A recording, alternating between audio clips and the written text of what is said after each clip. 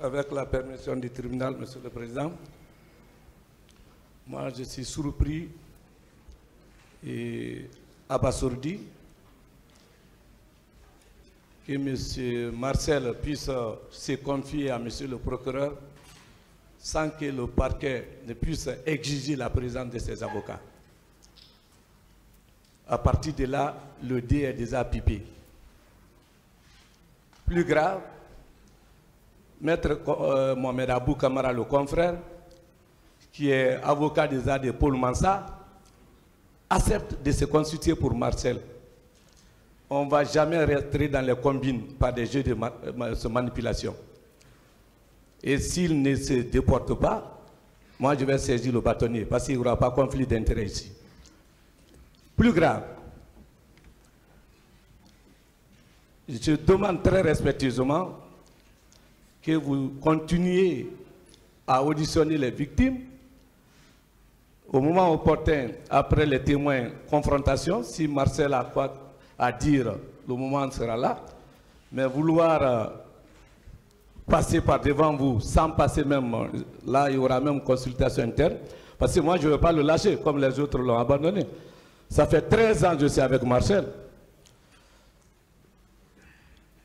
Et vous verrez dans ces documents médicaux où il a même été admis en psychiatrie. S'il est menacé, il est chanté, je ne vais pas le livrer. La défense sera assurée, il ne sera jamais abandonné. Je demande la suspension pour m'entretenir avec mon client parce que ce qui se passe là, le procureur, le parquet est en train de le manipuler. Et on ne va pas rentrer dans ces jeux. Loin de moi, je ne vais jamais cautionner ça devant l'histoire de la justice guinéenne. Je vous remercie.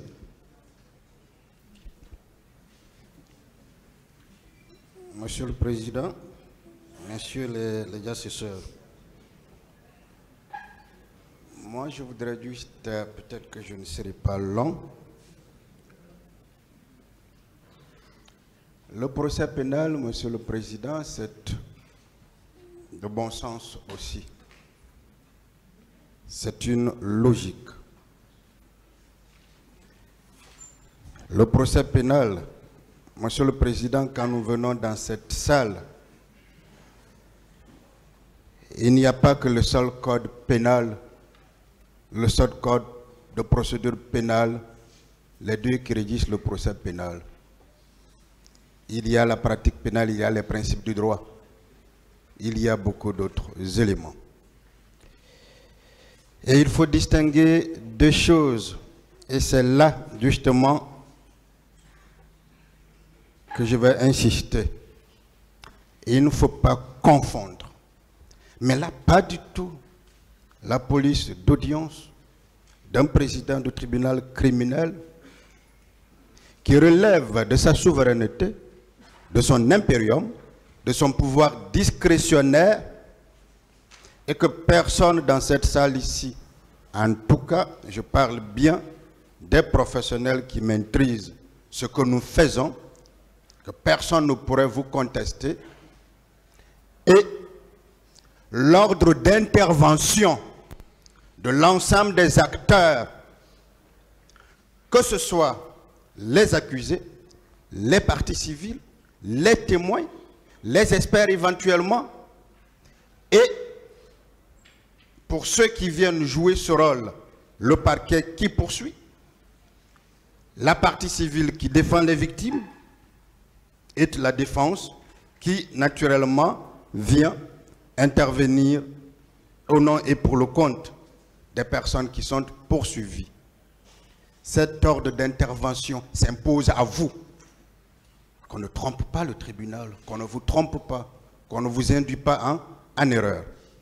Alors, Monsieur le Président, la police d'audience, telle qu'on en parle dans les articles 400 et 401, est très claire.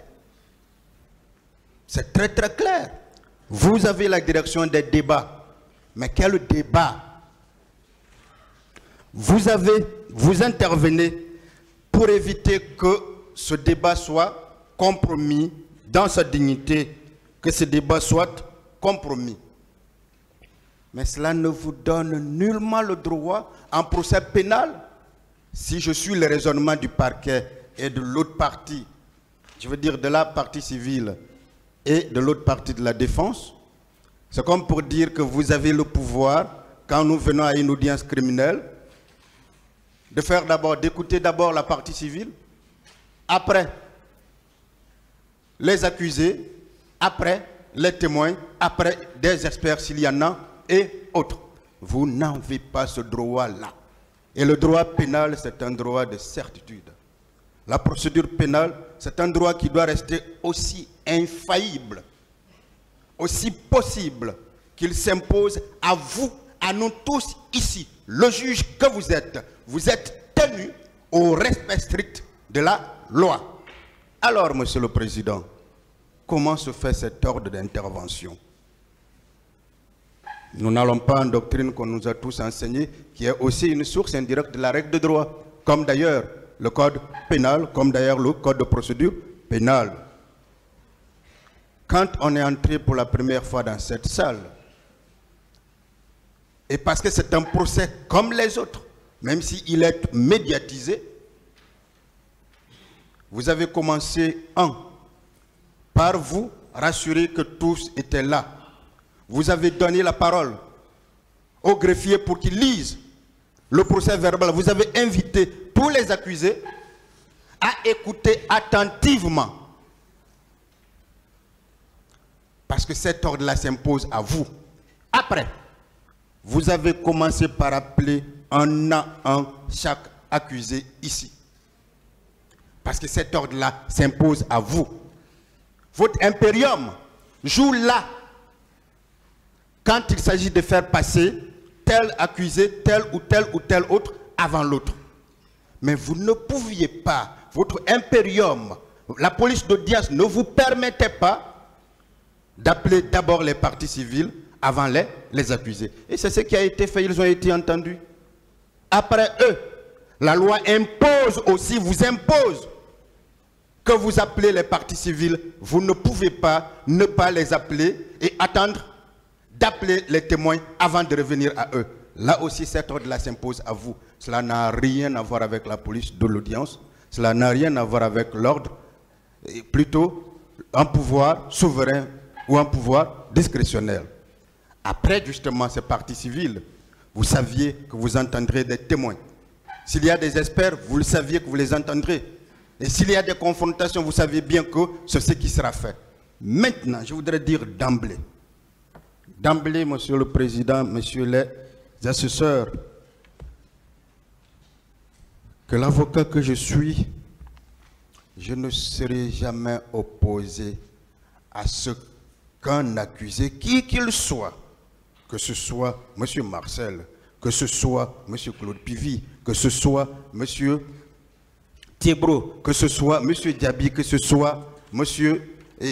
Blaise Goumou, ou que ce soit toutes les parties civiles qui ont déjà défilé ici, ou éventuellement des témoins qui seront entendus, l'avocat que je suis, je ne m'opposerai jamais si un d'eux voudrait encore la parole pour en parler, pour venir communiquer.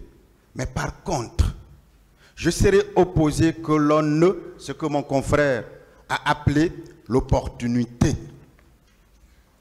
Dans un procès pénal, on ne va pas devant, on retourne derrière, on va à gauche, on va à droite, on revient au centre.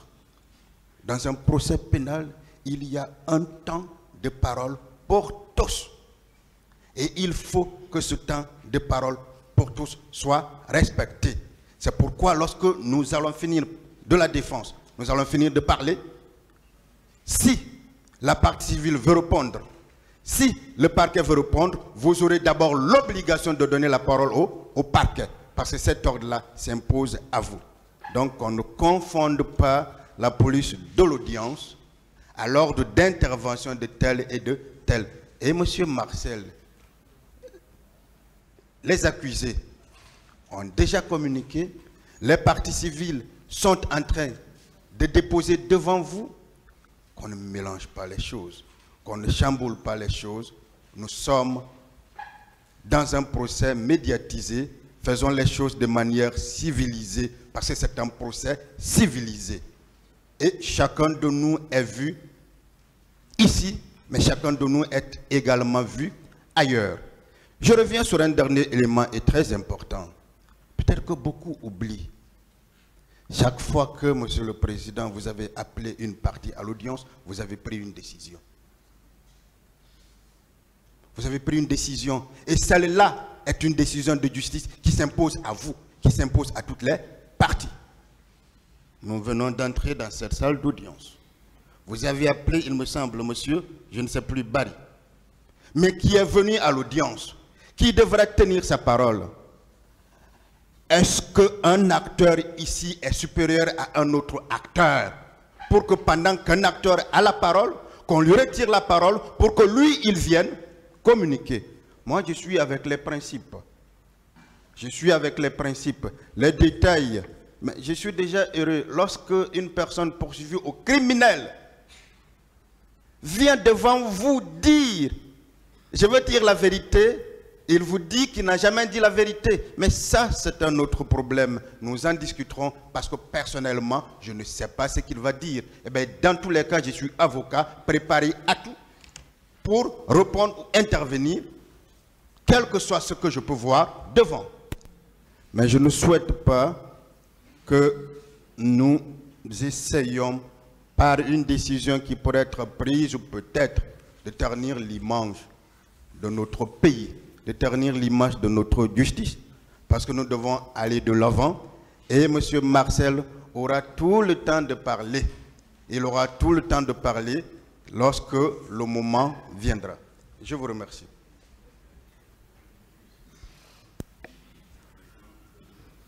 Allez-y.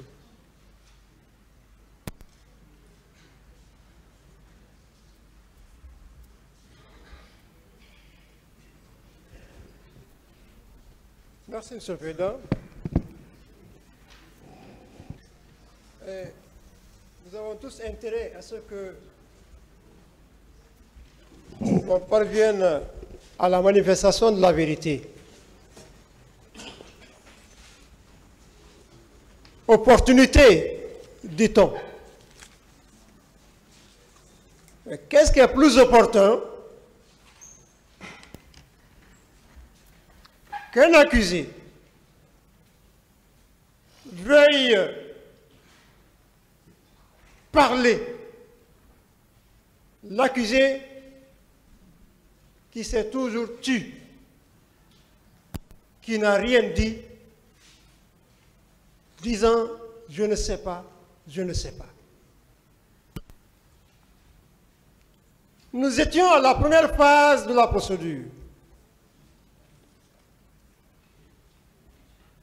Nous étions à cette première phase de la procédure. Marcel n'a pas voulu parler. Lorsque Marcel exprime la volonté de parler, je pense qu'il n'y a pas plus opportun que cela. Monsieur le Président, honorable assesseur, l'intérêt de ce procès, c'est d'arriver à la manifestation de la vérité. Cette vérité, Marcel pense qu'il l'a. Je ne vais pas revenir sur tout ce qui a été dit. Parce que ce qui est la loi, c'est la loi. Nous, autres acteurs de la justice, défense, partie civile, nous avons pour rôle de contribuer à la manifestation de la vérité et sous le contrôle et la direction du président que vous êtes. Sous ce contrôle, Monsieur le Président, vous avez la direction et la police de l'audience.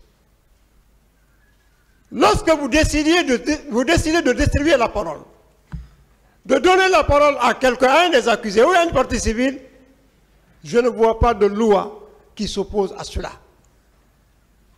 À mon avis, Marcel veut parler et doit être entendu. Il n'y a pas de loi qui s'oppose à ce que, à la place d'une partie civile, que Marcel soit entendu.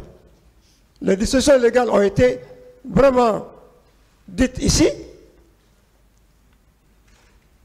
Il y a eu assez d'articles.